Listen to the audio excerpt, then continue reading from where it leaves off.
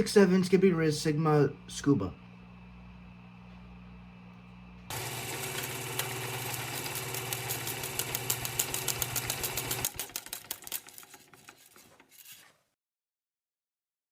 Hello YouTube world, my name is Nicholas Montez and welcome back to the Movie Archivist, everyone. Okay, so I want to talk about the year of 2026 because, in my honest opinion, we are now in July, June is over, the first 6 months of 2026 are over.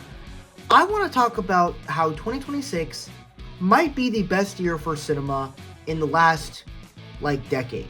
To preference this, I personally feel that, in the last few years, while we've had great films, but we've also had some disappointing movies, the problem with some of these other years in the 2020s is that they have been struggling with stuff with releasing films and they're not doing good.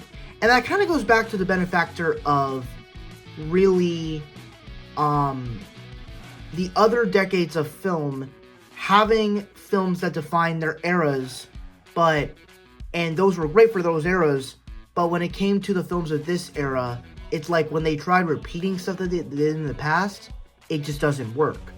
For example, every single Marvel movie that we had in the last few years, they're not doing as well other than No Way Home and maybe Wakanda Forever or something, but even then, a lot of the Marvel movies nowadays are just not doing well.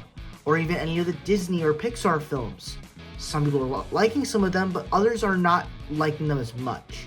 And they're not doing well because some of them immediately go to streaming, but even then, they become bigger hits when you're on streaming and not being watched in the theater. And so, that's what kind of makes it interesting.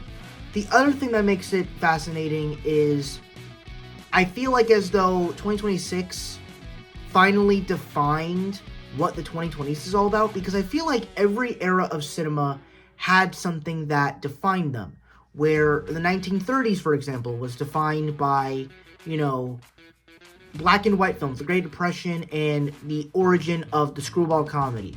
1940s was film noir and World War II films. 1950s, epic films, musicals, and monster sci-fi films. 1960s, westerns, sci-fi films, and of course, musicals and epics, I don't know. Historical epics. 1970s, basically where every film kind of became very serious. The 80s, where everything kind of became very dark and mysterious, but very fun. The 90s is probably the best era for me because it combined being fun and entertaining, but also very serious and very poignant at the same time. And then the 2000s, I feel like kinda is just a combination of both what the 80s and 90s did, where essentially it is the mixture of both worlds, where it's able to be fun and entertaining, but it actually is able to be very fun and entertaining, but still be very hopeful, which is something that the 80s kind of captured. And then the 2010s came, and basically it was taken over by CGI and Marvel movies and 3D animated films and creating new animation techniques. And now we're in the 2020s, and up until this year, we haven't really figured out what this year or this decade has really been about. What exactly is it? Because everything seems like it's failing, and then there's an original thing that pops up and it seems to take over. So it's what is the 2020s? What is this era all about of film? Now, to preference this, let's talk about the movies that actually did come out this year. To start off in January, we had a few films which normally, this is the year that is known for being bad for film. Where in January we got Mercy, the new Chris Pratt phone movie. But even though this was not very well received, this movie was actually interesting kind of idea where you're doing a phone movie Missing or Searching, and you're doing it on a phone, and it's an action film. Then you get other movies like The Rip, which was released on Netflix, but it was a cool little return to that kind of genre with Matt Damon and Brad Pitt. Ben Affleck, I meant, sorry. And then, of course, you have Primate, that chimpanzee movie where chimpanzee gets rabies. Send Help, which is the new Sam Raimi horror film on an island. February actually did a lot of interesting stuff because it really kind of set you up for a good Valentine's Day movie weekend. If you're single at home, you get to go watch GOAT, Crime 101, Good Luck, Have Fun, Don't Die, or if you're into romance, go watch Wuthering Heights. And then in March, you had a selection of films, but the main movies that I would probably recommend were Hoppers and Project Hail Mary, because it was a great Pixar movie and it's a great sci-fi film. And then, of course, you also had April, which you had the Super Mario Galaxy movie, which made a lot of money but was not critically well received. The Drama, which is the new Robert Pattinson and Zendaya rom-com, I guess, drama. You then had You, Me, and Tuscany, starring Halle Bailey, new rom-com in Italy. And then, of course, you had the big hit Michael. And then you also had May, which, of course, released The Mandalorian and Grogu, Mortal Kombat 2, the Sheep Detective movie. And then, of course, June, you had Toy Story 5, The Furious, Disclosure Day, Scary Movie, Supergirl. And then, of course, in July, you're going to get The Odyssey and Spider-Man. But, as you can tell, I skipped over 2 movies that came out in May. And those 2 movies were Obsession and Backrooms.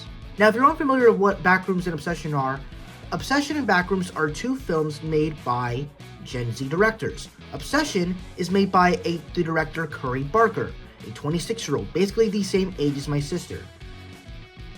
Backrooms is made by Kane Parsons, a director who is 20 years old, meaning he is 1 year above me, and he was recently just in high school a few years ago. So that's kind of what made this really interesting. Now, I have seen both movies. I saw Obsession in the theater. I didn't see it when it first came out, but I saw it in May when it came out. Backrooms, I actually watched on bootleg, and for what I could say, these films tell something interesting, and there's a message that is connecting, not really with the stories, but what they're telling, but the movie are telling us a message that Gen Z is going to be taking over Hollywood. Now, in some cases, that this could be like a bad thing for us because of like all the 6-7 jokes and the scuba, like I did in the intro. I'm sorry, that was cringe. Or all the TikTok dances and the iPads, like we learned in Toy Story, like all of it. I get it. We don't want our generation to take over the new generation because it doesn't seem right, because we seem lazy, because we seem like with all our new technology, it just seems like it's taking over. But at the same time, we don't really know how these guys made these films, but you could tell that they made films that connected with people, that made simple premises that were able to make people talk throughout all ages. And it's such an interesting premise, interesting thing that people can do nowadays. And the fact that we're actually in that premise that, like, some of us have graduated already, and we're into that state where we could probably become one of those new directors of Gen Z, and I love that. And now, even then, I feel like even then Gen Z has kind of already taken over cinemas, but people have chosen to ignore it. For example, a lot of the movies that tend to focus on, kids our age and, that are in high school or middle school, most of those films, like, for example, Incoming, that movie was, of course, kind of, like, ostracized, but at the same time, it was kind of funny, kind of cute or whatever, I don't know. But at the same time, like, it's been, all the Gen Z stuff has been throughout the 2020s. The greatest example of this is Teenage Mutant Ninja Turtles Mutant Mayhem, where that film focuses on the Ninja Turtles actually being teenagers, and they're being played by teenagers. And nobody ever really found it corny, but at the same time, everybody, all these people, most of the people that are saying we're corny are grown-ass adults. I'm pretty sure back in the 80s and stuff and 90s, you guys were corny too. So you can't really judge us, if I'm being honest. But also something that I find interesting too, is that not only are people, Gen Z direct filmmakers making stories, making their own stories, and there's also stories being made about Gen Z, but there's also things that Gen Z deals with that are actually being told about in film. For example, all the stuff with technology in Toy Story 5 is actually being explored, and it does it in a really good way.